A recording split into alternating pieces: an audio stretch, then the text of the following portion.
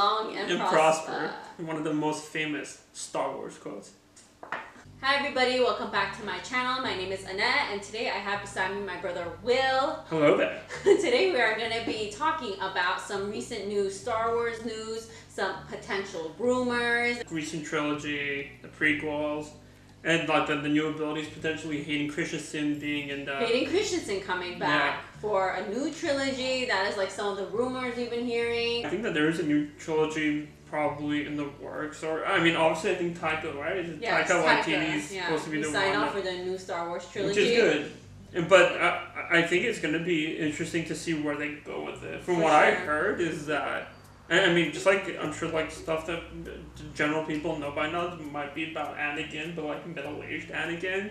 That is the most newest rumor going around, that they want to base it off in an alternate universe. Yeah. Something to do with Anakin, and I'm really happy if that's the case, because I don't want it's cool news stories and stuff like that, but we never really like dug deep into Anakin's background, and if this is an alternate universe or if it's like continuation from Revenge of the Sith, that also will be cool. And I don't know, I'm just like ready. I know there's always like a bunch of conflicting information about who was the real chosen one, if it's Anakin or if it's Rey.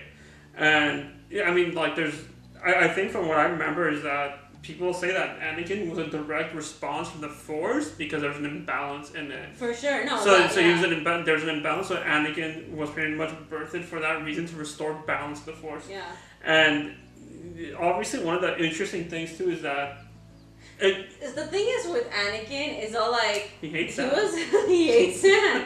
Yeah, he was a direct result like from the Force. You know, there was no bloodline that teetered him to the light side to the dark side. He was like. You look at Palpatine. That's something. Yeah. Like comparing it to Rey, which has blood of Palpatine. So you know, Anakin was the chosen one. I don't think there's much doubt about it.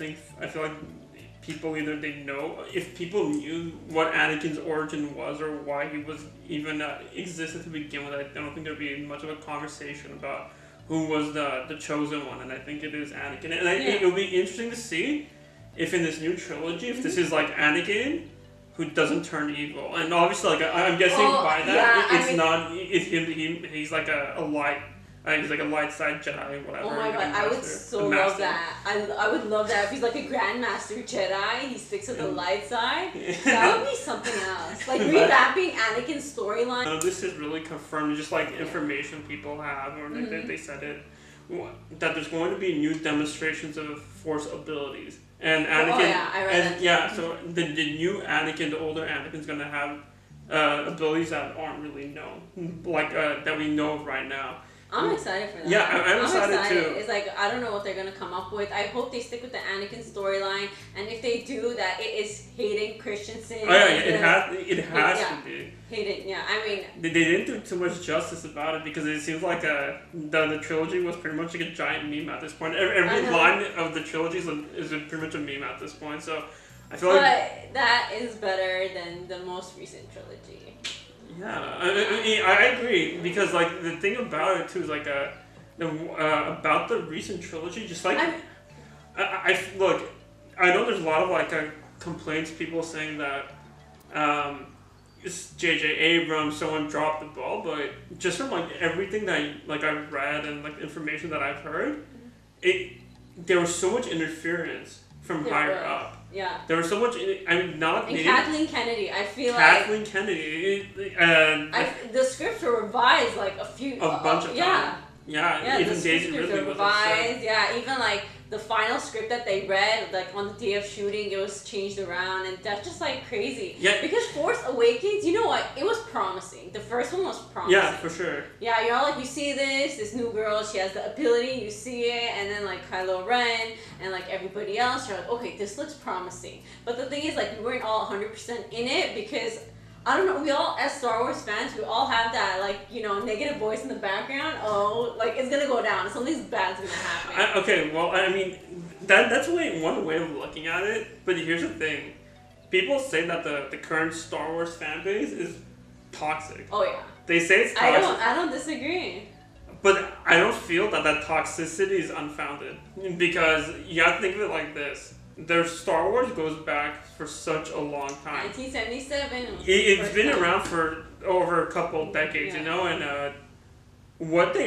I feel like they pretty much they watered down the content. And when I say they watered down the content, they didn't stick to any kind of logical path, like how Rey suddenly, without much training, became so powerful that Ben Solo, or pretty much Kylo, after all that training with Luke, just gets his ass kicked, like right off the bat. And people say, yeah, he was injured and all that, but there's not much that makes sense. It feels like they just made someone like very overpowered without putting much explanation into why she is overpowered. There was like no character growth. That's the main thing. It was stagnant. After The Last Jedi, I mean, that's a whole other story, The Last Jedi, but there was some character growth in The Last Jedi. After The Last Jedi, it just like flopped in Rise of Skywalker because it felt like repetition from Force Awakens. I know J.J. Abrams did Force Awakens and Rise of Skywalker, and Rian Johnson did The Last Jedi, but it was like repetition. Again, like Kylo went back to being Kylo from the first movie, and Rey went back to Rey. They retconned the second movie. So anything that happened in the second movie didn't matter in the third movie. So that's pretty much what ends up happening. The second movie was not even essential to the trilogy, which is a very weird thing to say. It's 3 movies, right? They should have just stuck with one director. Yeah, they should have stuck with one director, and they should have had planned this out, because I know this wasn't planned out. Like the directors, everybody went their own way with the scripts and films. They should have had their creative freedom. Kathleen Kennedy or whoever was in charge. That is true, but the thing is, I felt like they should have something in sync. They did have their creative freedom. That's why the movies felt so disjointed. Well, I mean, you can say that they should have had something in sync, but the way that you can look at it too is that whatever they were proposing was completely getting, they're like, no, you can't do this. No, you can't do this. You have to do like true. This. There was too many restrictions. Yeah, that's what I'm saying. They should have had more freedom, so they could have done it the way that they see fit. And obviously, if you look at it like this, right? People say that the Star Wars fan base is toxic, and I feel like it's justified. However, they're like, and now like the conflicting things that people say, okay, Star Wars fans are just toxic because they want to be toxic, which is not the case, because look at how The Mandalorian does. The reception for The Mandalorian, amazing. Everyone liked it a lot. And it wasn't like so... I feel like the fans go more after the actors, which is kind of crazy. It's like they're just reprising these roles, and they're getting attacked for their roles. Well, that's what I've noticed. Well, even the actors too, like from the trilogy, they don't like what happened. Mark Hamill was never happy. Mark Hamill was never happy to what happened to Luke. Like, well, why is Luke such a sour guy? Like, Luke was like the most hopeful, and he became the most pessimistic, pretty much person in the entire movie. It's like, that's not him. So, like, you have to think of it like this. It's like, The Mandalorian was received very well, and I feel like the reason why it was received very well is because there wasn't much deviation from the story, and from what they did with the current trilogy, that they deviated a lot. None of it really made sense. There was no logical reasoning as to why they did A, B, C. There was too many plot holes. Yeah, there was a bunch. Plot holes. How they just found like the Sith dagger or whatever. I know, it was in the ship. Yeah, it was in that ship, and just happened to find it. It's like random. Yeah, it's a coincidence. Like. And the thing is, it was too Disney. It was way too Disney. Way too Disney. The Mandalorian's like, it's pretty dark. I mean, I would say it's dark because there's not, whenever you watch this show, it's like you don't feel like there's some like a Disney element to it, in the sense that like somehow randomly they like everything is like just placed right in front of them, and they can just go do whatever they want and they get away with it. And Mandalorian, you're like, it doesn't feel like there's like that Disney aspect to the story. Yeah, there's flow, and it's like it's kind of like set in the Star Wars kind of like vibe, in the sense that it's dark. I know. There's some darkness to it. Like he actually does feel like a bounty hunter. You know, he's a bounty hunter. People are after him. Speaking of dark, and whenever there's like darkness in this new trilogy, like regarding Kylo Ren, everybody's like, he's a monster, and he's like I don't know. It's like people were attacking him. It's like, you can't. They're in the middle of a war. Yeah. It's like, you can't have everything all rainbows and like butterflies. It's never like that. No, it's not. And that's why I feel like people have such a problem with Rey, because she, the things that she accomplished, it felt like it was handed to her. Yeah. You didn't see much. You didn't see her struggle much. The only kind of like struggle you saw, like whenever she'd have like her anger or like random tantrums and all that, but she would develop all these abilities without. Well, I mean, you don't see her train too much, and if you do see her train, it's like the fault of the writers. Of course. It's the fault of the writers. It's like they show her training in the third movie. They should have done it a lot more in the first or the second. I don't know. The pacing was not good. Well, I mean, even like you have to think of it like to another problem that people had with the current trilogy is that the fighting. People didn't like the fighting. They made the lightsabers look so heavy to lift, which is not the case. It's a lightsaber. Yeah, it's not that heavy. Obi-Wan's just like flying around the entire time. I know, it's not a heavy crossguard. And the new trilogy obviously is better advanced and better effects. Yeah, better effects, Everything was like in slow very motion. Labored, fighting. In the new Star Wars, I'm really excited because you're going to see some new abilities. Like how the Force heal randomly happened in The Last Jedi. No, not The Last Jedi. Skywalker. Yeah, The Rise of Skywalker.